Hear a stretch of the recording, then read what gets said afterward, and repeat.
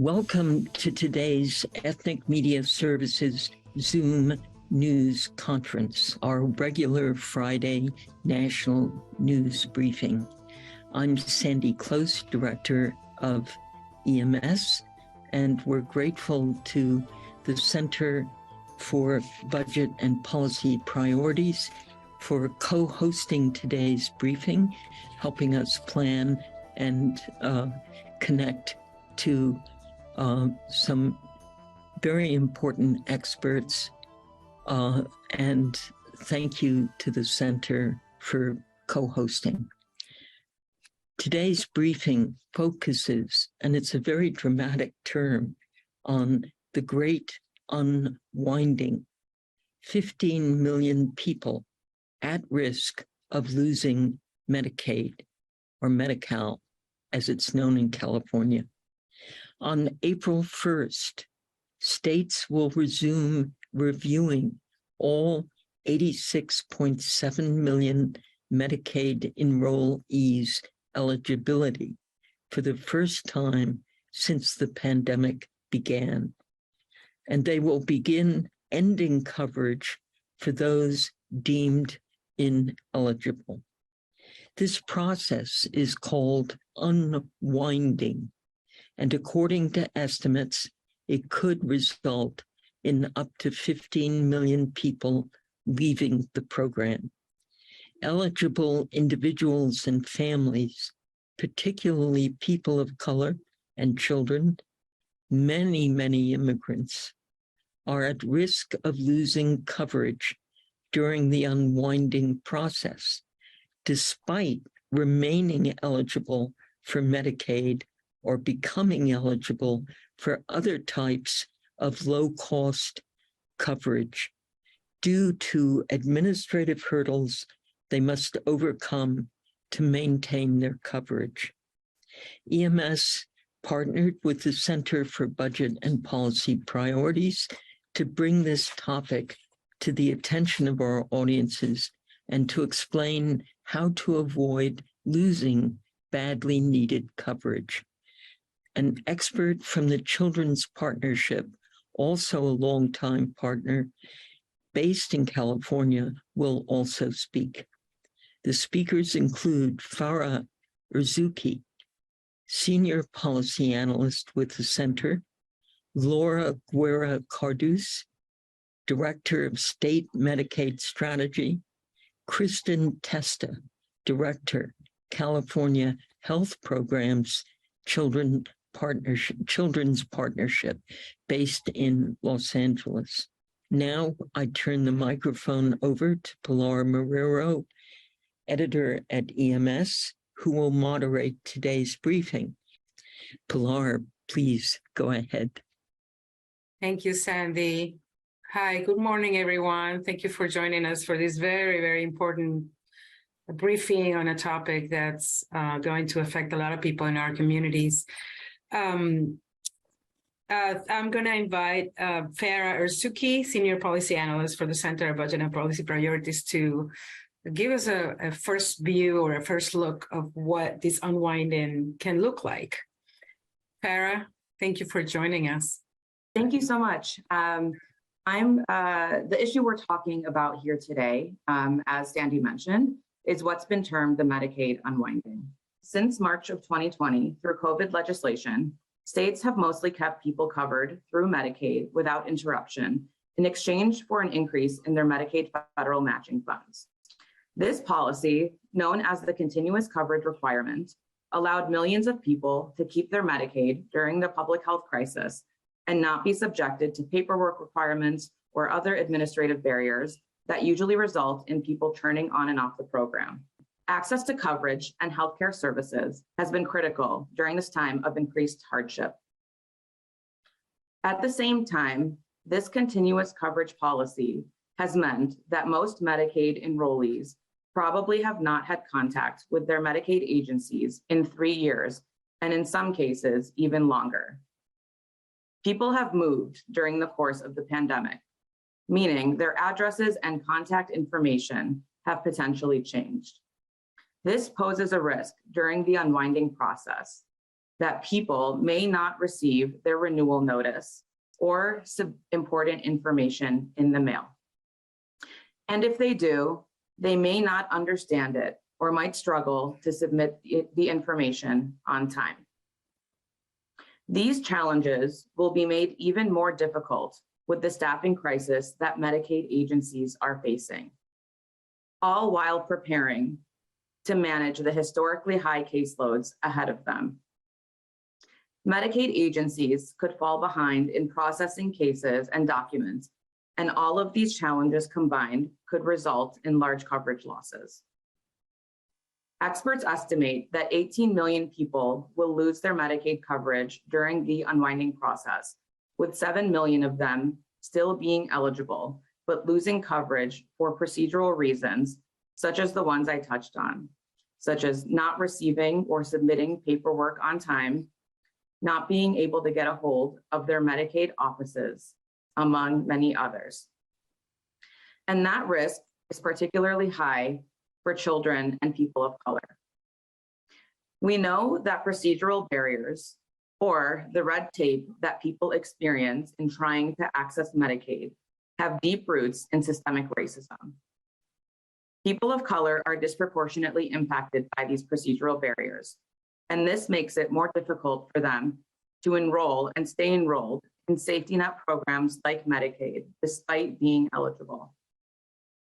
Research predicts that while 17% of white enrollees will lose coverage during the unwinding for procedural reasons, Latino, Asian, Native Hawaiian, Pacific Islander, and Black enrollees are much more likely to lose coverage for those reasons, 64, 50, and almost 40% respectively. Additionally, almost 3 in 4 children are predicted to lose coverage despite being eligible.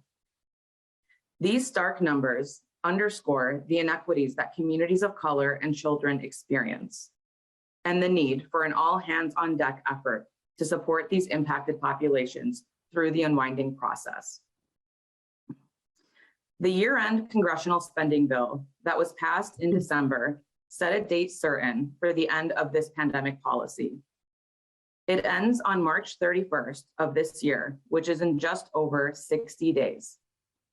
This means that enrollees could begin losing their coverage as early as April 1st.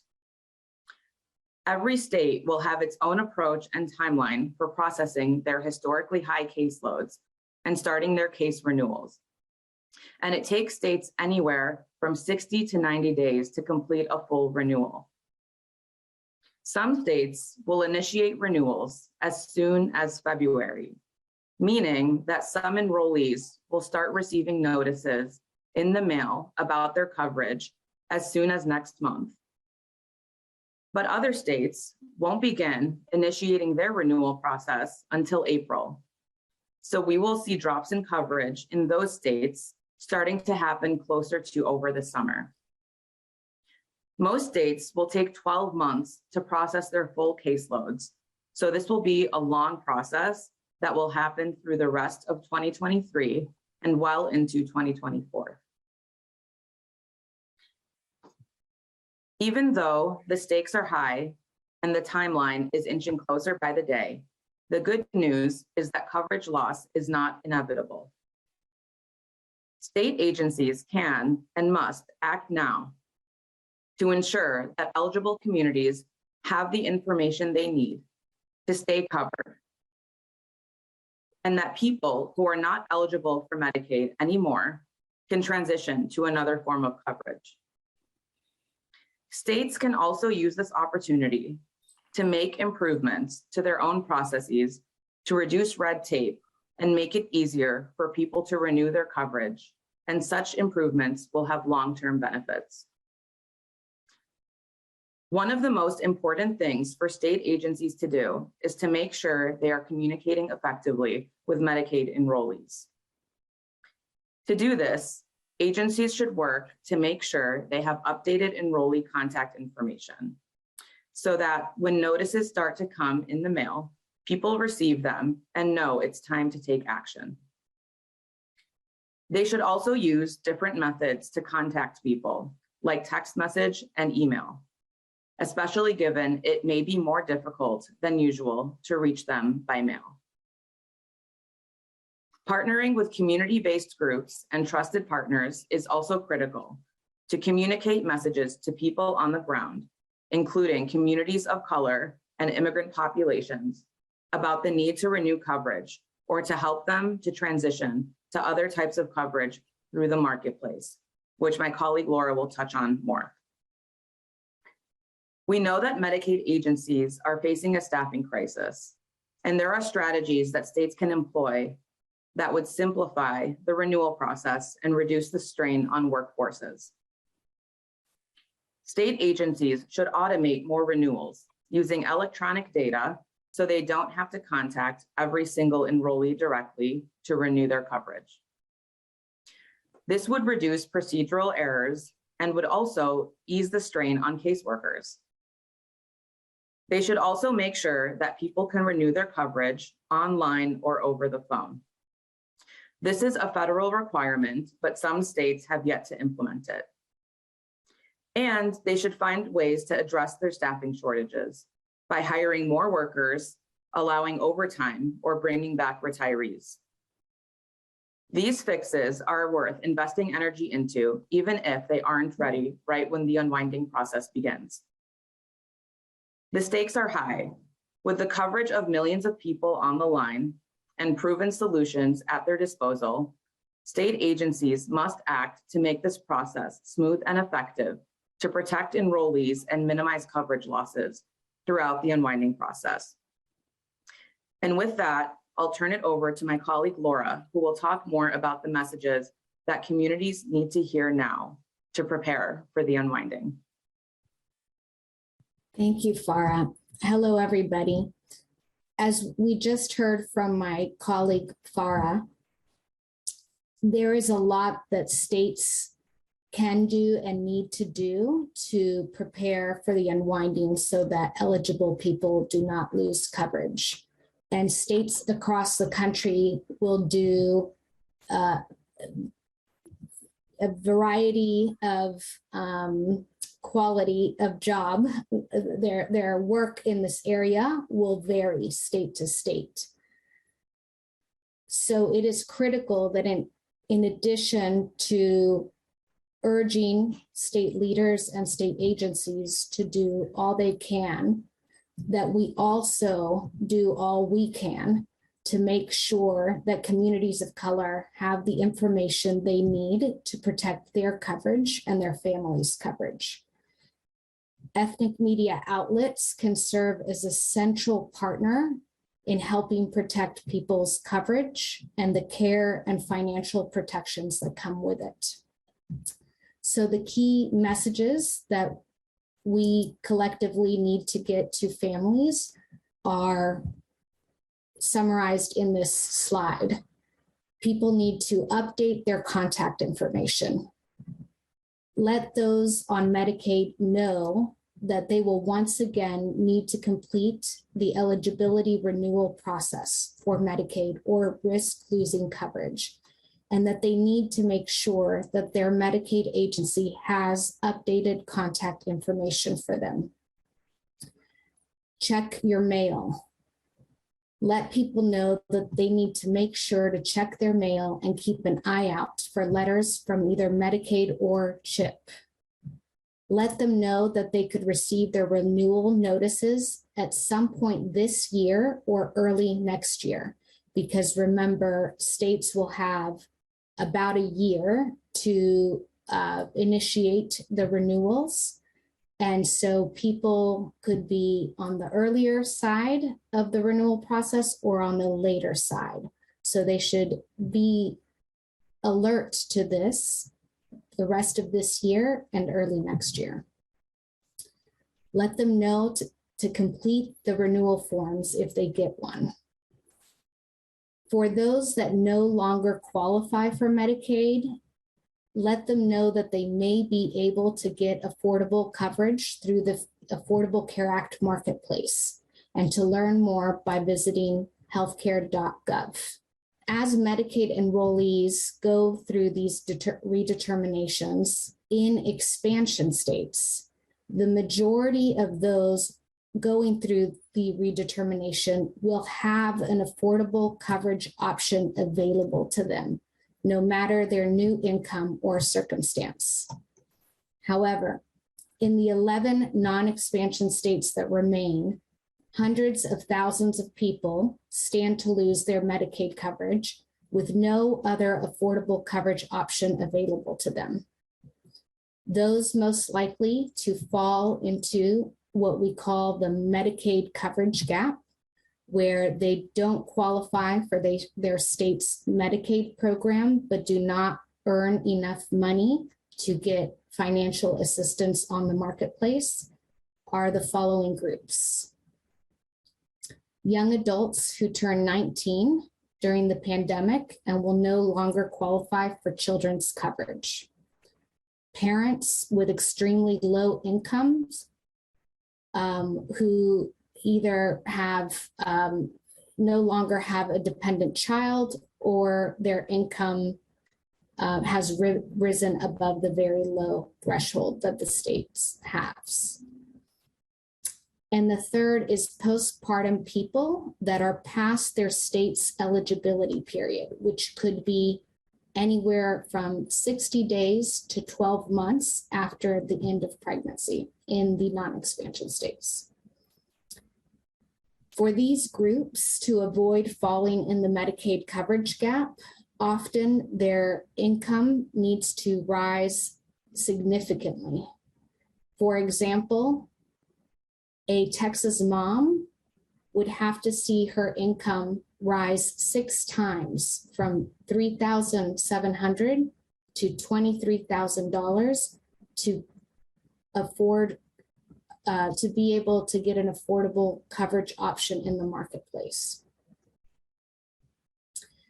Many of those people in the non-expansion states, which is why it's a new call to action to those states to ensure that people have access to healthcare coverage, no matter their income, circumstances, where they live, or who they are. Okay, thank you very much. Anything else? Oh, Kristen, I have a question for you, but go ahead.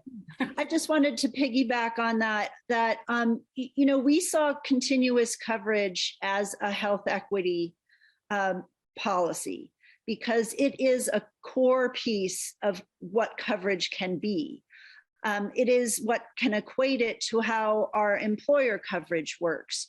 For all of us to have the privilege of employer coverage, we don't have to go through that level of paperwork every year to renew our coverage. It either is continued or we change a plan, but we don't have to re-qualify every year.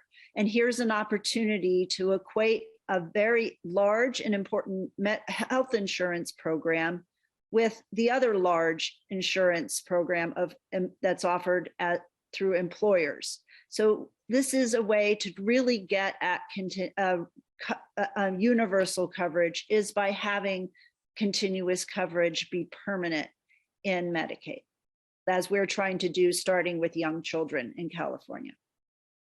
So, Kristen, help us understand this. CHIP was supposed to guarantee all kids had access to healthcare. How does this affect that guarantee? Well, yes, in California, all children are eligible for some form of coverage. And because we also cover children regardless of immigration status. But where they lose coverage is in this back and forth falling off coverage because they didn't get the renewal packet. So that's where most of our lack of coverage is occurring, is in the lack of continuous coverage.